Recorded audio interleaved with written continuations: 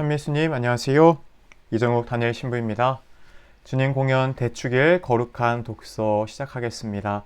성부와 성자와 성령의 이름으로 아멘. 주님 공연 대축일은 예수님께서 온 세상의 구세주로 자신을 드러내신 것을 기념하는 축일입니다.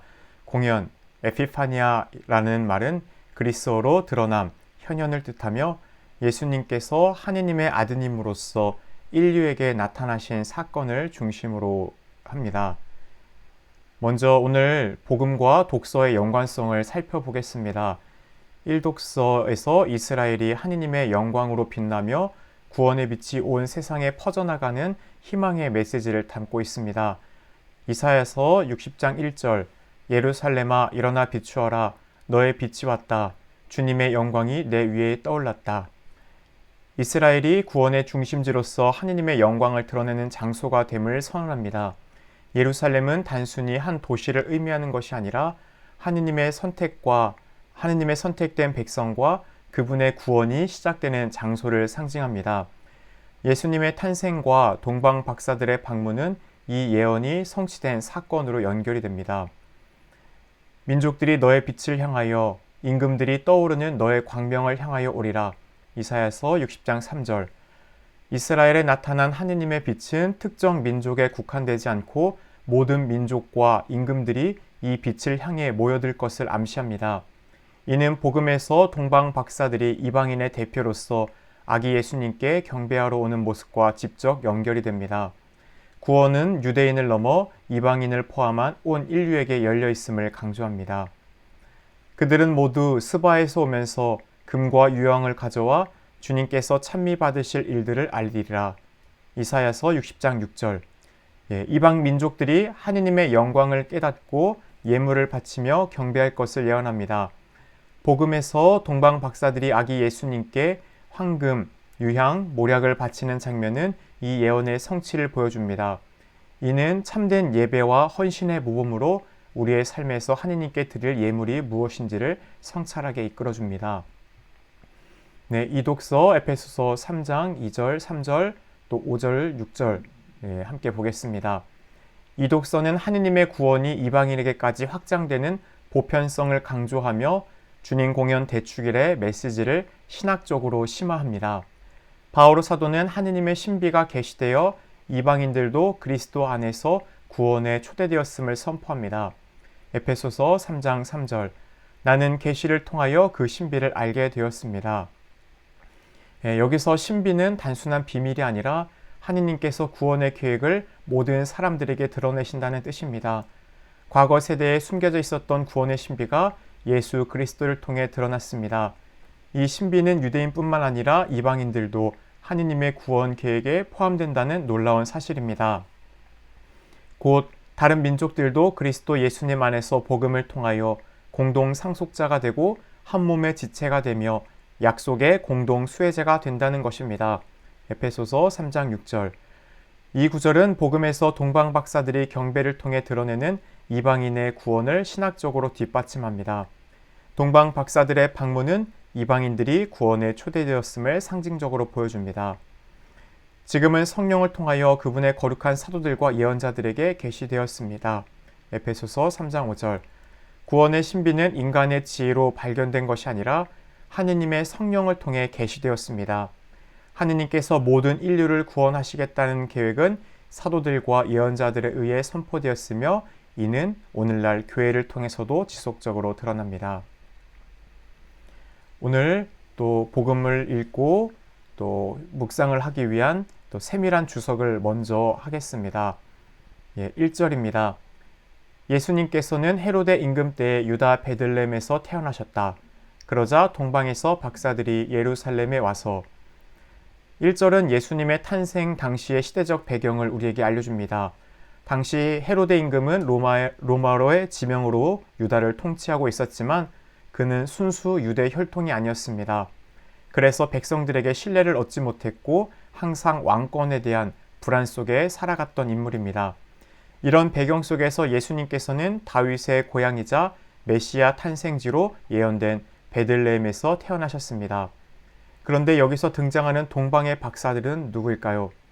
이들은 별을 연구하고 관찰하는 점성술사 혹은 천문학자들로 학문적 지식과 믿음을 바탕으로 아기 예수님께 경배하러 온 이방인을 상징합니다.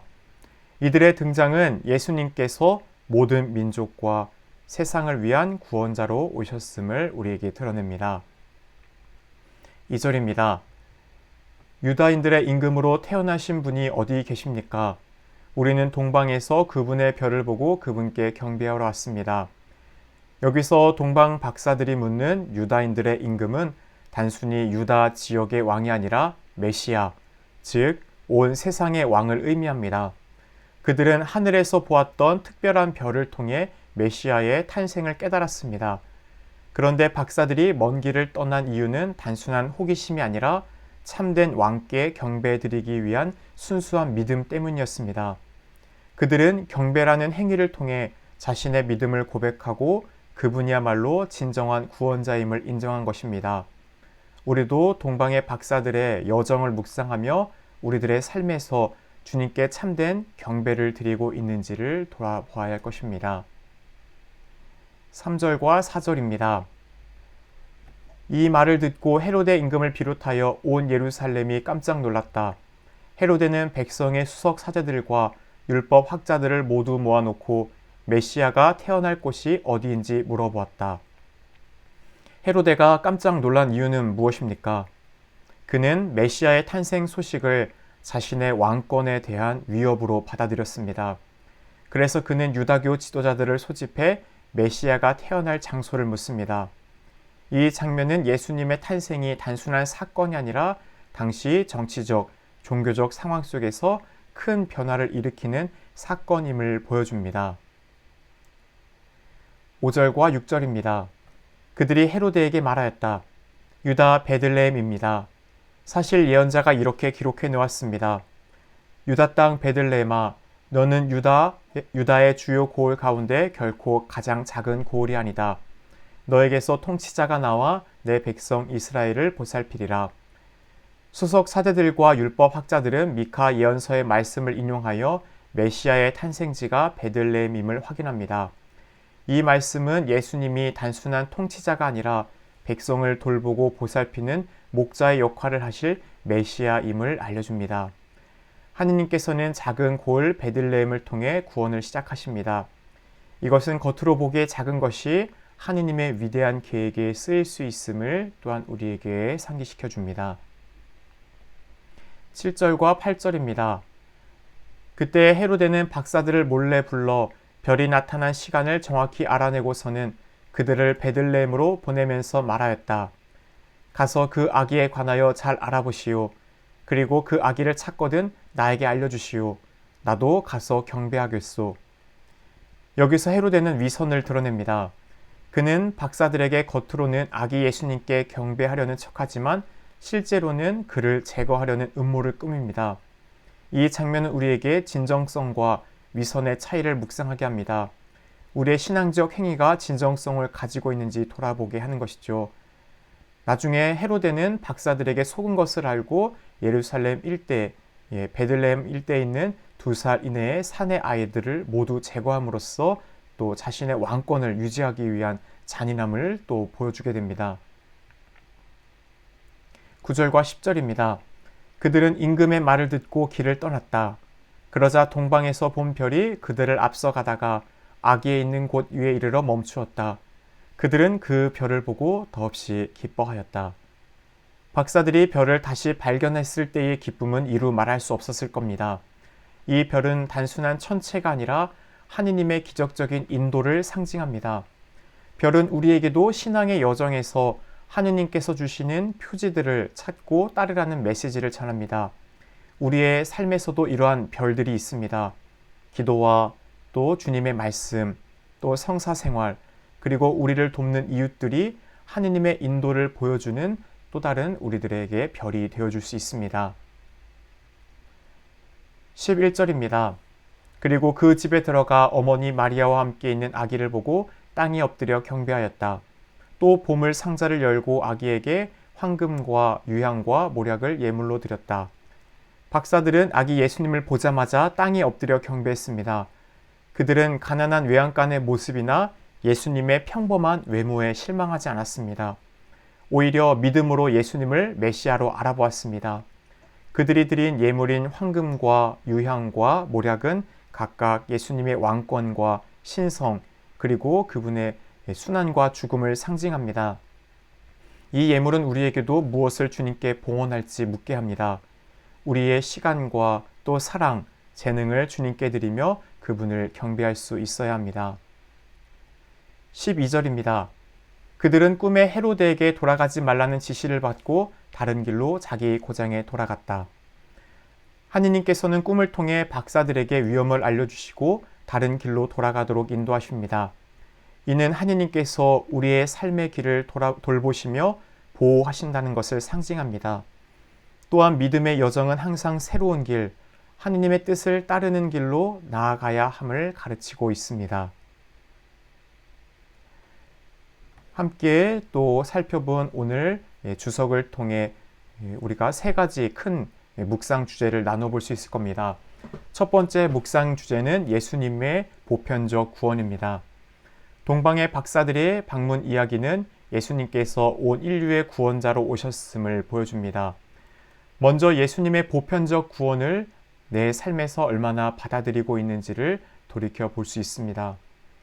예수님께서 나와 다르게 생기고 다른 문화와 배경을 가진 사람들에게도 구원을 베푸신다는 사실을 우리는 진심으로 받아들이고 있습니까? 특히 나와 다르게 생겼거나 다른 언어, 다른 문화를 가진 이들을 하느님의 구원 안에서 우리도 형제로 받아들이고 있는지를 성찰해 볼 수 있을 겁니다. 또한 나의 말과 행동이 하느님의 사랑과 구원을 증언하고 있는지 살펴보아야 합니다. 하느님의 보편적 사랑은 우리의 말과 행동을 통해 드러나야 합니다. 혹시 무의식적으로라도 누군가를 배제하고 있거나 차별하고 있지는 않은지, 포용의 태도로 사랑을 전하고 있는지 또한 묵상해 봅시다. 마지막으로 동방 박사들처럼 믿음의 여정을 떠나는 사람들에게 우리가 어떤 태도를 보이고 있는지도 중요합니다. 우리네 주변에는 그리스도를 찾기 위한 노력하고 있는 이들, 또 신앙의 걸을 막 걷기 시작한 이들이 있습니다. 이들을 대할 때 그들의 여정을 존중하며 따뜻하게 맞이하고 있는지를 묵상해 봅시다. 우리의 태도가 그들의 믿음의 여정에 긍정적인 영향을 미칠 수 있습니다. 두 번째 묵상 주제는 하느님의 인도와 신앙의 여정입니다. 동방 박사들은 별의 인도에 따라 먼 길을 떠났습니다. 그 과정은 신앙의 여정에서 하느님의 인도를 신뢰하는 우리의 삶을 상징합니다. 먼저 하느님께서 나를 인도하시는 별은 무엇인지 생각해 봅시다. 가족이나 친구, 어떤 사건이나 기도, 하느님의 말씀이 우리에게 어떤 방식으로 당신의 뜻을 드러내고 있는지 되돌아보아야 할 겁니다. 우리의 모범이신 성모님께서는 늘 모든 사건 속에 이해하기 어려운 순간 곰곰이 그 시간을 또한 되뇌이며 또 하느님의 뜻을 찾았던 모습을 바라보게 됩니다. 우리도 이처럼 우리네 주변에 일어나는 또 사건과 기도, 사람들을 통해 하느님이 나를 어떻게 인도하시는지를 또한 성찰해 볼 수 있을 겁니다. 또한 하느님의 인도하심을 신뢰하며 여정을 걸어가고 있는지를 돌이켜 봅시다. 특히 우리의 삶에서 별이 보이지 않는 것처럼 느껴질 때, 즉 하느님의 뜻이 잘 보이지 않을 때 우리들은 어떤 마음으로 그 여정을 이어가고 있습니까? 마지막으로 동방 박사들이 별을 따라갔을 뿐만 아니라 멈춰서 질문하고 다시 별을 따라갔던 것처럼 우리의 신앙 여정 속에서 하느님께 질문하고 기다리고 있는지 또 생각해 봅시다. 신앙은 혼자만의 길이 아닙니다. 다른 사람들과 나누고 배우며 함께 걸어가는 과정이 소중합니다. 세 번째 묵상 주제는 참된 경배와 헌신입니다. 동방 박사들은 예수님께 땅에 엎드려 경배하며 황금과 유향과 모략을 드렸습니다. 그들의 예물은 헌신과 경외심의 표현입니다. 먼저 나는 무엇을 하느님께 예물로 드리고 있는지를 생각해 봅시다. 우리의 시간과 노력, 재능, 그리고 사랑이 하느님께 드릴 수 있는 소중한 예물입니다. 그런데 우리가 드리는 예물이 진정한 헌신에서 나오는 것인지 아님 단순한 형식에 불과한 것인지를 성찰해 보아야 합니다. 또한 하느님을 만나는 작은 순간과 평범한 사건 속에서 신앙을 발견하고 있는지 되돌아보아야 합니다. 동방 박사들이 가난하고 평범한 아기 예수님께 경배했듯 우리들도 일상의 작은 일들 속에서 하느님의 현존을 느끼며 경배할 수 있어야 합니다. 마지막으로 경배란 하느님께 나 자신을 온전히 내어드리는 것임을 기억합시다. 내 삶에서 하느님께 얼마나 의지하고 있는지, 혹은 내가 세상의 가치나 욕망을 의지하고 있지는 않은지를 돌아보는 것이 중요합니다. 하느님께서 우리의 삶의 중심에 계실 때 우리의 경배는 참되고 진정성을 가질 수 있습니다. 묵상한 것을 바탕으로 하느님께 기도를 드리는 단계입니다. 하느님의 말씀에 응답하며 그분께 감사하고 필요하다면 도움을 청하거나 또 당신의 삶의 변화를 요청할 수 있을 겁니다. 인류의 구원자이신 주님, 빛으로 오셔서 온 세상을 구원으로 초대하신 주님을 찬미합니다. 동방 박사들을 별로 인도하셨듯 저희도 주님의 빛을 따라 주님께 나아가게 하소서. 저희를 위해 낮아지시고 구원의 길을 여신 주님께 감사를 드립니다.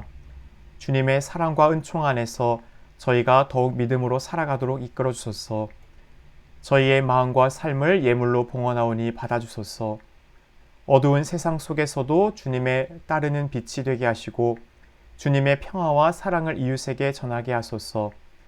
이 모든 기도 우리 주 예수 그리스도를 통하여 비나이다. 아멘. 4단계 관상 콘템플라시오입니다. 이 단계는 하느님의 말씀과 기도를 통해 얻은 깨달음과 은총을 깊이 마음속에 간직하며 하느님의 사랑과 일치를 이루는 시간입니다. 더 이상 말이나 생각에 의존하지 않고 하느님 안에 고요히 머물며 그분의 사랑을 느끼는 단계입니다. 하느님의 빛에 머무르는 것이 중요합니다. 아기 예수님을 경배하러 간 동방 박사들이 경험했던 기쁨과 평화의 순간을 떠올리며 하느님께서 우리의 삶 속에 드러내신 빛을 묵상합시다. 우리의 마음 속에 주님의 빛과 사랑이 어떻게 비추고 있는지를 느껴봅시다. 두 번째로 내 삶에서 임하신 구원의 신비와 동방 박사들의 헌신과 경배처럼 나도 주님께 받은 은총을 기억하며 감사의 마음으로 하느님과 일치하는 시간을 가집시다. 주님께서 우리에게 허락하신 모든 은총을 생각하며 그 안에 고요히 머물러 봅시다. 사랑의 중심에 머무르는 것이 또한 중요합니다. 모든 것을 내려놓고 단순히 하느님의 사랑 안에 내가 머물러 있다라고 느껴봅시다. 이 시간 주님께서 내 곁에 계심을 느끼며 고요히 그분과 함께 합시다. 주님, 제가 여기 있습니다.